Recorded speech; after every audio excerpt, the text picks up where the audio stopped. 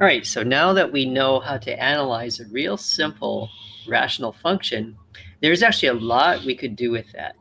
In fact, rational functions are a huge topic in and of themselves. So for our purposes, we're just going to talk about one more operation that we want to be able to do with rational functions, and that is to simplify them. Simplify rational functions. So let me start by reminding you about reducing just fractions with numbers. So say, for example, I gave you this fraction, 30 over 42, and I told you to reduce that. Now, most of you, probably even without thinking about how you're doing it, at this stage could probably reduce that. You could probably figure out that that's going to be 5 over 7.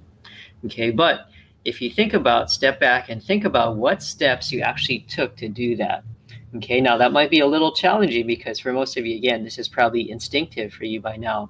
But when we have things that are instinctive and when we kind of step back and think about how we actually do a process, that's called metacognition, that actually can provide a lot of insight for us.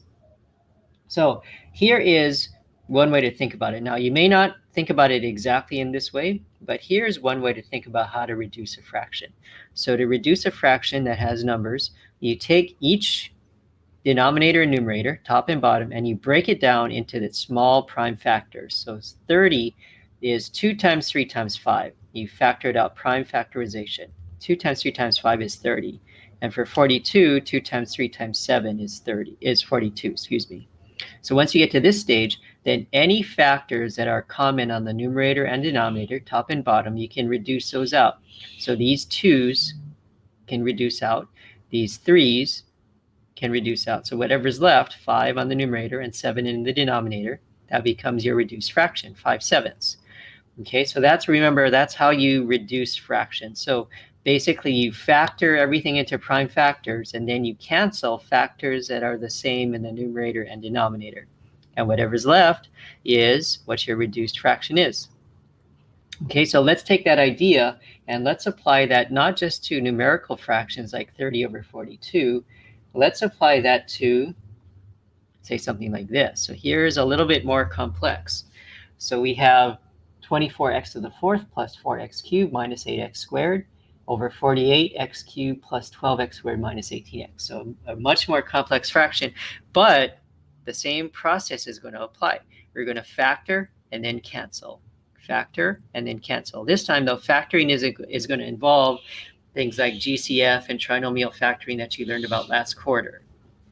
Okay, now I want to make sure that I caution you about doing something that's very common, a mistake that's very common though. So a lot of people will cancel first and then try to factor. So a lot of people say, oh, for example, oh, like these first two terms, 24x to the fourth and 48x cubed. Oh, I can cancel 24 and 48. Oh, and maybe these two middle terms, 4 and 12, I can cancel those. I can probably also cancel some of the x's. Oh, and then these last two terms, 8 and 18, I can probably cancel stuff there between those two terms. You want to be careful that you don't do that. You can't cancel when things are added or subtracted together. You can only cancel when you have factors that are multiplied together. And these terms, these separate terms in the trinomial and the numerator and denominator, they're not yet multiplied together. They're added together. So you can't cancel over addition or subtraction. You can only cancel over multiplication. Okay, so do not start by trying to cancel off individual bits and pieces of individual terms in the numerators and denominators. You can't do that. You've got to factor it first, turn it into a multiplication of several factors, and then you can cancel. Okay, so don't start canceling right away. So what we've got to do is we've got to take, first of all, the trinomial in the numerator, factor that, look for GCF first, factor out any GCF, and then apply your trinomial factoring with the box method. And same thing for the denominator. Look for a GCF, and then do the box method to factor whatever you have left. Okay, so I'm going to assume that you know how to do that. So I'm not going to show all the steps in between because that'll take too long and that'll kind of get us off track. If you need a review on factoring, go back and watch those videos, okay, because I'm going to skip over all the steps for the purposes of this and just take us straight to the factorization because I want to make sure we keep us on track. If we did all the steps in factoring, that would take us too long and most of you get bored with that. Okay, so if you need a refresher, go back and review that first. Pause this video, go back and review the factoring videos first, And then once you're comfortable with factoring again, remember how to do it, then come back and restart this one. Okay, but when you factor it, what you get is you get something that looks like this. Okay, so the numerator factors into GCF is 4x squared, and then the trinomial that's left over factors into a 2x minus 1 and a 3x plus 2. In the denominator, GCF is a 6x, and then the trinomial that's left factors into a 2x minus 1 and a 4x plus 3. Okay, so once we got it factored, now we can start to cancel. We can cancel now because all of these factors are multiplied together. You can cancel over multiplication. You cannot cancel over addition and subtraction. Okay, so we look for factors that are the same in the numerator and denominator, and we cancel them off. So right away, I can see that 2x minus 1, 2x minus 1, that cancels off. Okay, now it looks like these factors, 3x plus 2 and 4x plus 3, those you can't really cancel those off because they're different.